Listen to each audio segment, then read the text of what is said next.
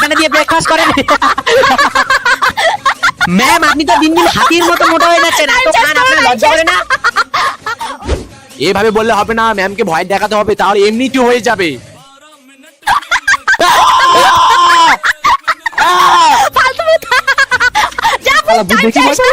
যা যা যা।